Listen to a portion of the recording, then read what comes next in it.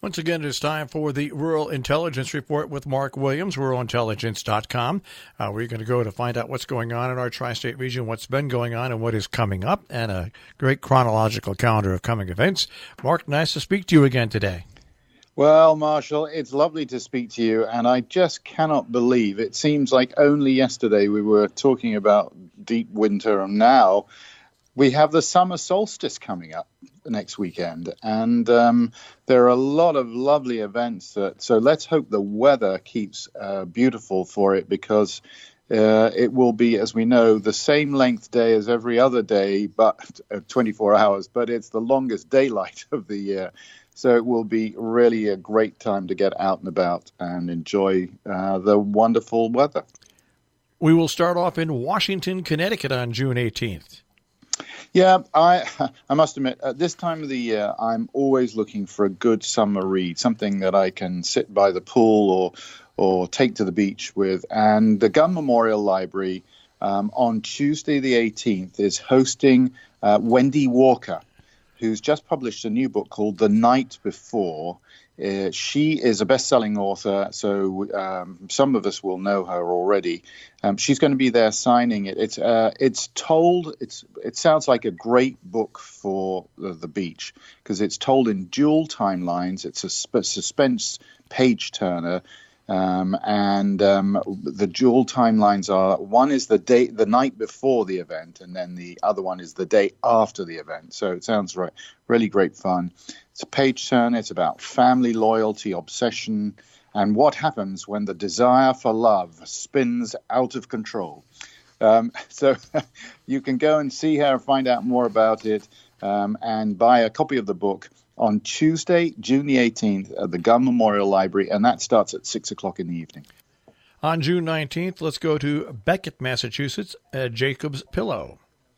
Yep, Jacob's Pillow has started its season, and they have a couple of great international dance companies that are starting it off. If you know Jacob's Pillow, their big theatre is the Ted Shawn Theatre. And in the Ted Shawn Theatre, they're having one of the most significant Canadian ballet companies called Ballet BC, Ballet British Columbia. And they're presenting a really diverse program, just a lovely, lovely dance company, easy to watch. The music's usually absolutely great fun. And they're having a U.S. premiere as well. It's called Bedroom Folk. It's a dance that was originally created for the Netherlands Dance Theatre as well by some very sought-after Israeli collaborators. So that will be the great fun in the Ted Shawn Theatre. And then in the smaller Doris Duke Theatre, and accompanied by a live musician on the stage, which is always great fun when you have live dance and live music together. They've got a Brisbane, Australian-based company called Circa, and they're not acrobats, but they are amazing acrobatic people who take you and challenge your perceptions about dance and acrobatics and what the body also is capable of doing. They are going to be doing sort of aerial work and trapeze work. So it is unusual and very dance sort of movement oriented. So they're both great things. Now, it starts on Wednesday, June the 19th, up at Jacob's Pillow Dance, and then runs through Sunday, June the 23rd. So you've got plenty of opportunities to go, good excuse to go up there. And you can get all the time and information on the Jacob's Pillow website. On the 19th, let's go to Dalton, Massachusetts.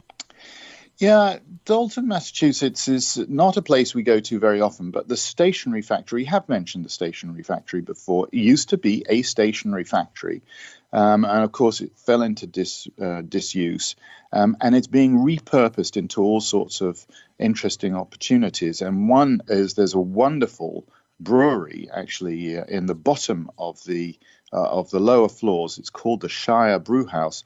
But one of the other things they're doing is they're developing a recording studio on the third floor.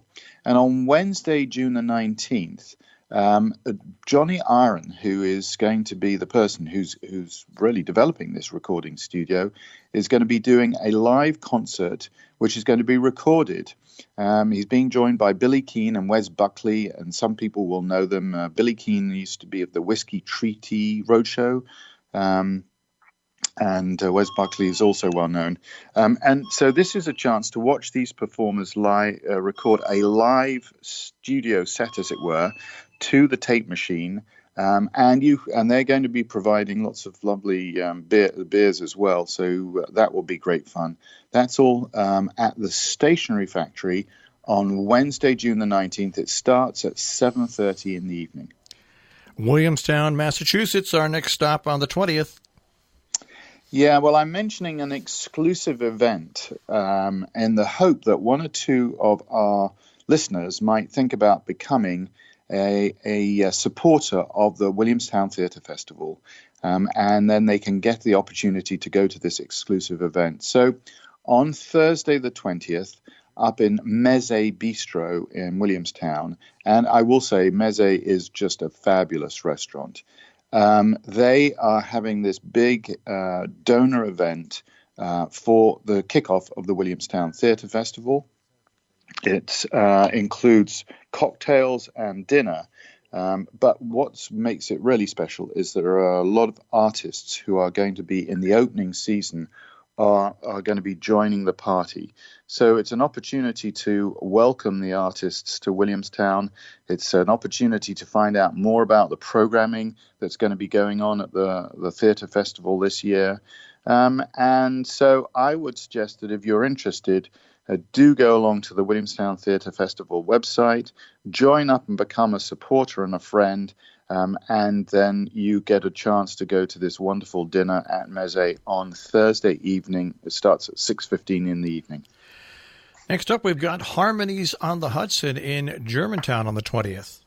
Yeah, the Harmonies on the Hudson music series is a really lovely music series, and one of the things that makes it special is it's held at Claremont in Germantown, and it really is a beautiful backdrop to these concerts. And this week they've got the Nellies who are coming. They're an Albany-based rootsy alternative country Americana band. They're going to be performing. Karen Ann is on the acoustic guitar and banjo, and she's joined by Peggy LeCure, who is a mandolin and harmonica player as well. And they're the sort of core singer-songwriters who make up the band, but then they're being joined by a whole lot of other people who are going to be playing with them as well. And it will be a great, fun outdoor music concert. Starts at 6 o'clock at Claremont in Germantown. That's Thursday, June the 20th. Chatham, New York is our next destination on the 21st at 4 p.m., the Capital Regional Classical with violinist Jennifer Coe. Yeah, this is PS21 has really come into its own in the last couple of years with the opening of its new theatre, its Black Box Theatre, and they are launching what they're calling the Capital Region Classics, and this is their inaugural concert. It's at 4 o'clock on Friday afternoon, June the 21st. And it features the classical violinist Jennifer Coe, who's absolutely lovely. She's been called one of our most thoughtful and intense musicians, actually, by the New York Times, of all people. So really worthwhile attending. She's going to be playing a concert of Bach and beyond. And then afterwards, there's going to be a big celebratory dinner with Jennifer at the really picturesque Pachelbel Farm, which is, as I say, close by. So check out the PS21 website. There's a lot going on there, by the way, this year. So there's a lot to look at. But this concert starts on Friday, June the 21st at 4 o'clock in the afternoon. In Great Barrington on the 21st, we have the Boston Early Music Festival.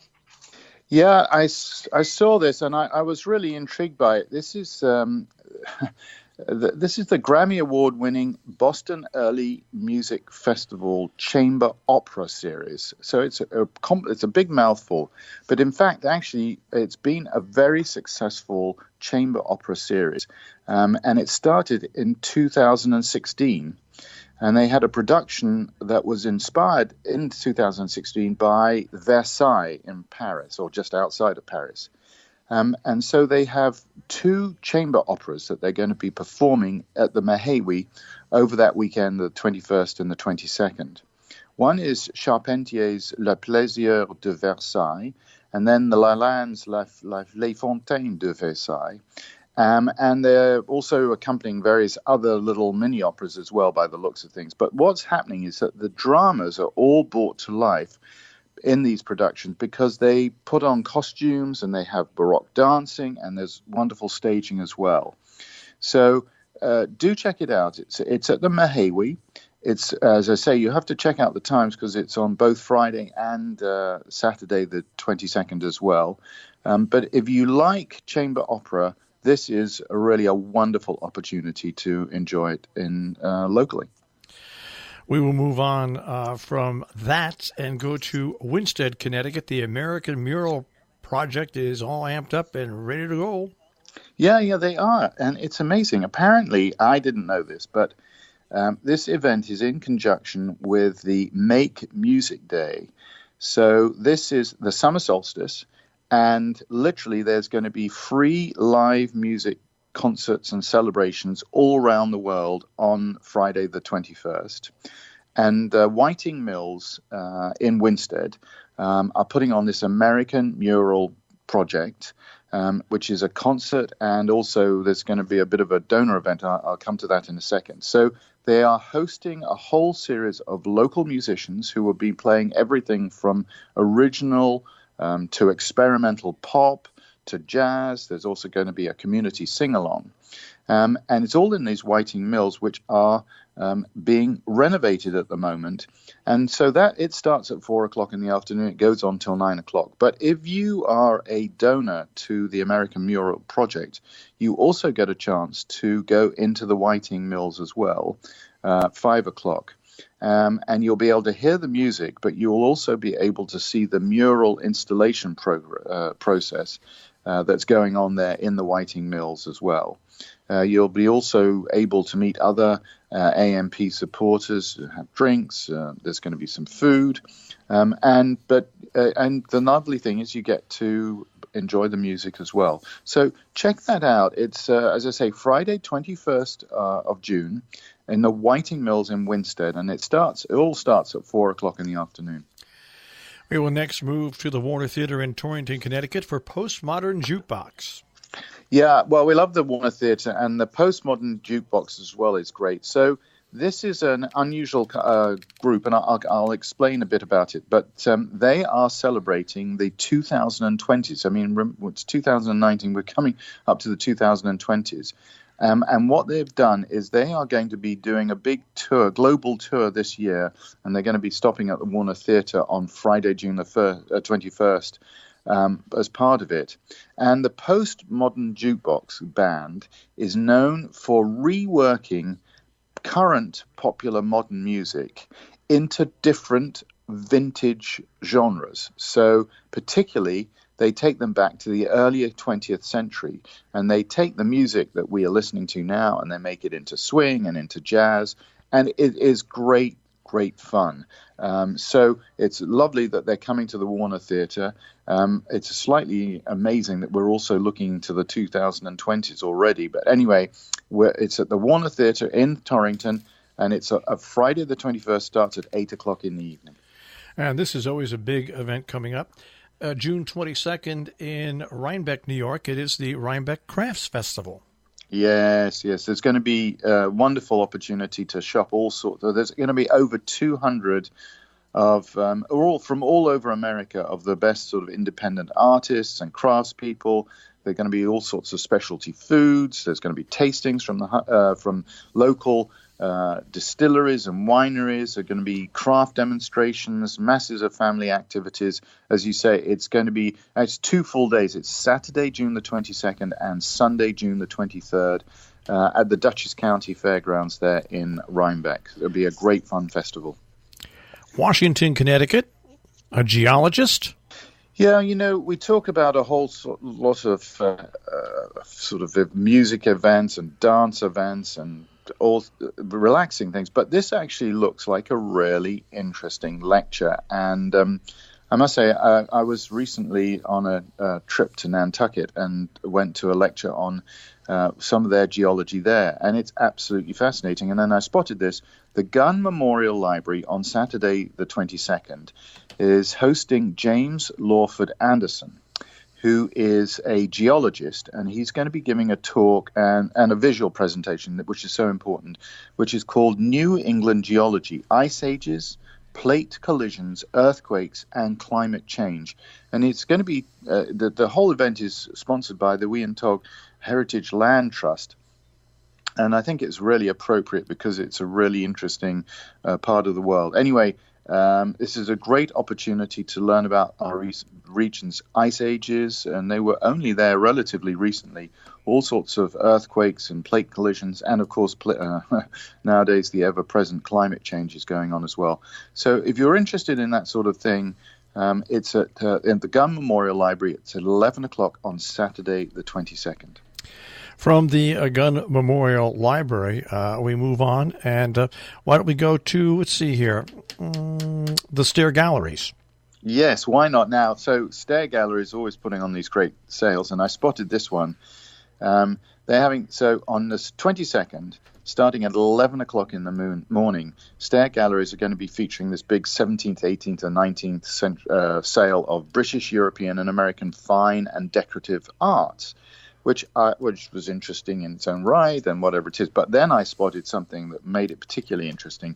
There's a big sale from a country home in the Berkshires, which was decorated by Bunny Williams. So I suspect that a lot of the furniture and a lot of the items that's going to be for sale are going to be extra special. There's going to be also all sorts of other porcelain from Europe. There's from Delft. There's going to be artwork from Frederick Remington, amongst other people. So it is a serious sale, but I suspect that there will be some great items on sale there that we might find particularly interesting, particularly if Bunny Williams has been involved in that. So, yeah, I just thought that. So it starts at 11 o'clock in Hudson, obviously at Stair Galleries on Saturday the 22nd.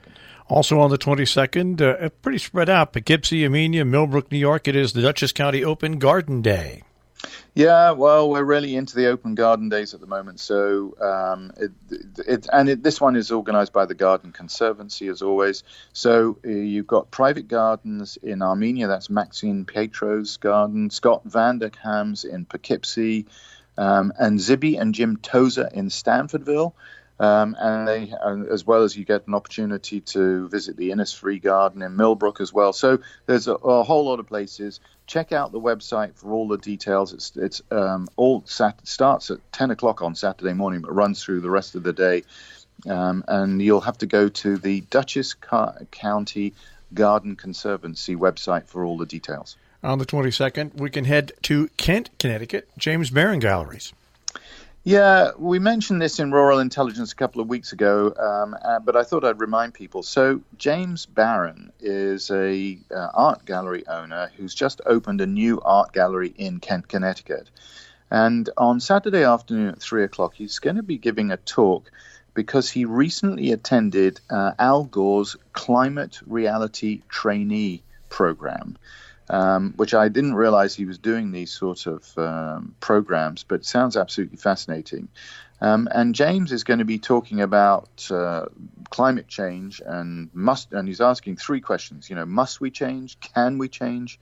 Will we change? And the reason I know a lot about this is because we did write a big story about James Barron and his experiences in the trainee program in the Rural We section of Rural Intelligence. So do check it out. It was in last week's, so you have to look up James Barron in the lookup section, and it will pop right up. It sounds really interesting. That starts at 3 o'clock in the afternoon on Saturday, the 22nd, there in Kent. On the 22nd, let's go from Kent to Millerton, New York, for Lyndon B. Miller. Yeah, this is another garden event, but it's in the movie house. It's in the movie house at Millerton. There's a new film coming up, which is called Beatrix Ferran's American Landscape, and it follows the award-winning public garden designer Lyndon B. Miller as she set off to explore the life and the career of really America's first female landscape architect. And Beatrix Ferrand, actually was fascinating because she was responsible for some of the most celebrated gardens in the U.S. So she did John D. Rockefeller Jr.'s garden, J.P. Morgan's garden. President Woodrow Wilson had a garden designed by her as well. So absolutely fascinating part of American history.